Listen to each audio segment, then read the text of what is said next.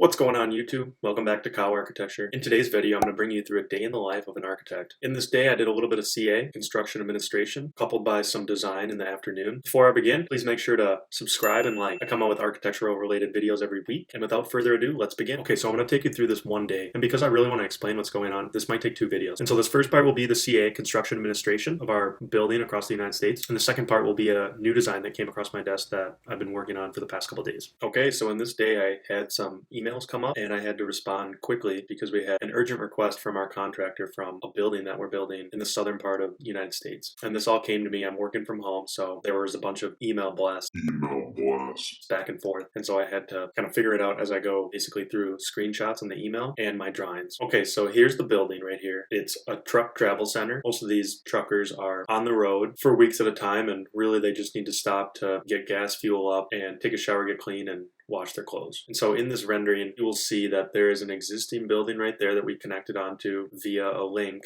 And then this is the main focal point of the building. We call it the glass box. And this building doubles as a truck travel center, but also a gas station. There are pump canopies right over here and right over here. And so this was our initial design.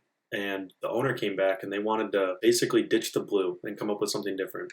So we came up with this where we have a yellow color scheme now, and instead of the blue up at the top of the glass box, we're using this shimmer screen product that just goes right behind the curtain wall, and it's a series of beads that can be multicolored to look like a gradient. Before we were going to use blue tinted glass and also have LED uplights, and now we're just going to have regular color glass with the shimmer screen behind it. And this shimmer screen, it's a product that we came across when we were researching how to still get the color that we wanted up here and also show some type of texture too. Other than the colors, there's not much that changed between the designs, so it really didn't change much during documentation. The construction documents, really it was just changing material IDs so that the colors match of what the new colors are. And so as you can see, this is in southern part of the United States, and this is the existing building. We are proposing to keep this building because it fulfills the ADA requirements of having a ramp up to this elevated existing level. And as you can see in the renderings too, we are simply just painting it to kind of make it a little bit milder and not stick out. And so this is the existing front image, and this is where the proposed truck travel center is. Okay, so here's the floor plan. Here's the existing building coupled with the link connecting, and this new truck travel center back here with this frontage gas station. And so here's kind of what happened. We get this email that says we cannot find the steel lintel schedule. Can you guys please give us some direction to this? Also, according to the drawings here, it looks like the lintel is going to span across the opening in front of the insulation.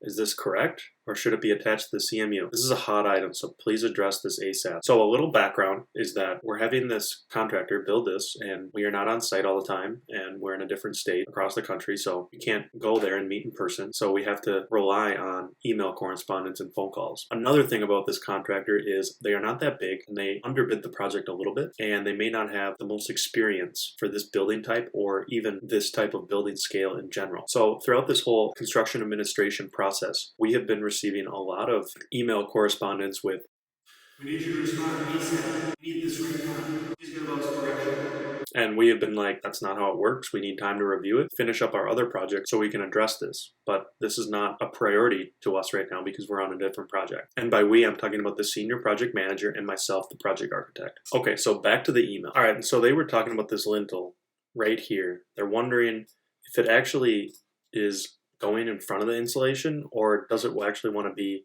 more back here? You can also kind of see it a little bit more enlarged here. So they're wondering, does it actually go back there a little bit more? And even though I drew this detail, I thought it was a good question because it didn't really make sense in my head at first. So I wanted to make sure that this was the correct detail. So most of the time I'll double check my details, but also I'll just type in a quick Google search to see if I find a detail with that. Found a similar detail of this kind of brick lintel. And as you can see, it's detailed almost virtually the same. They have a storefront right there, and they have their insulation, and then they're putting their lintel right up front. And so after I convinced myself, okay, this is the correct detail, I go back to our detail and I realize, well, I better go open up the Revit model because although this is working in section, I need to see where this lintel would be in plan. Another thing to note, when the GC is saying ASAP, please respond to me, we don't see the lintel schedule, that should be a red flag right there because you're typically not doing, as an architect, a steel lintel schedule. And so really this falls on the structural engineer, who happens to be our consultant. So we might not want to respond to this because then we might be liable if we give them information and they act on it and something goes wrong. Then we are liable and we'll have to pay for that. So I didn't respond to this at first because I was doing another project. And in the meantime, the structural engineer actually got back to us. And the structural engineer replied back via email and attached a screenshot of his general notes. And so the structural engineer said it's on sheet S102, talking about loose lintels. And here it talks about the sizes, and also some might be shown on the architectural drawings, which we're showing that they are not showing. But mainly the contractor was looking for this schedule. So after I finished up my other project and the structural engineer responded, I went into the Revit model to double check where this lintel is. And so I opened up the Revit model to a working plan view. And this is where I like to sketch and put other notations that I don't want to show in the documented set, but I will put things where I double check. And it's almost like my sketch view with colors, detail lines, and notes. And so I go to the plan. I'm familiar where this is, so it's right down here, right at the south entry. And so I zoom in a little bit and I find the wall section that the contractor is referring to. And I click on that and I kind of see what's going on at the larger scale. And then I zoom in a little bit to the actual wall section just to get a lay of the land and see like what's above this and what could be below. And I go into another detail view. And this is going to be the enlarged detail that you saw in the email. And so I went into the plan. I found where it was because I haven't been working on this, so I needed a little refresher. And so the general contractor actually responds when I'm looking at this and says that the lintel SF1 is 14 feet long and is asking what should be bearing on each side because the schedule only shows that it's 12.5 feet long. So obviously this is a structural question.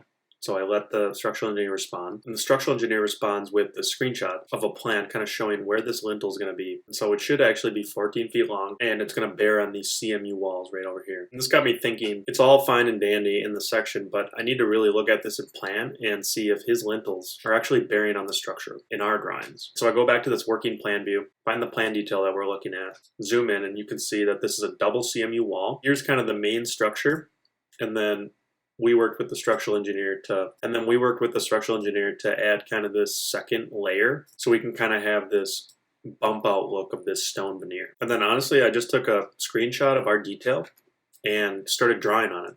So I wanted to see where this lintel is going to be. So according to our drawings, we have this lintel above or in front of this insulation. So in plan, it's actually going to be the same.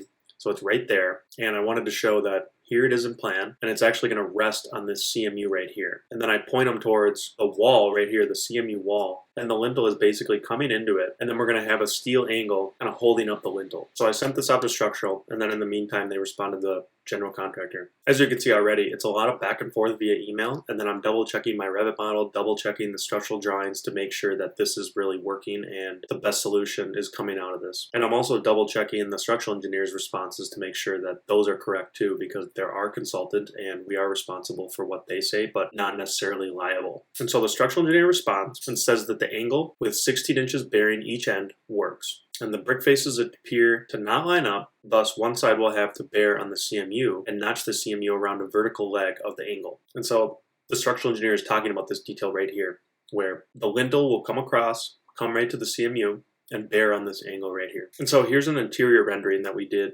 in the schematic phase. And we're talking about this detail right here. And then here's the stone bump out right there and right there. And then here's this lintel that's going to go right above the storefront and kind of bear on the CMU back wall right there and be held up by the steel angles. So I hope you followed me on that. It may have been a little bit confusing, but that's honestly what an architect does most of the time. We're kind of solving these problems that no one anticipated during the design process and documentation, and we're trying to figure them out as we go and figure them out remotely too. We're not actually there to look at it. Well, I hope you guys enjoyed the first part of this video, and if you haven't already, please subscribe and like so we can get this out to as many architectural test takers and students as possible. Hope you guys enjoyed. See you in the next video.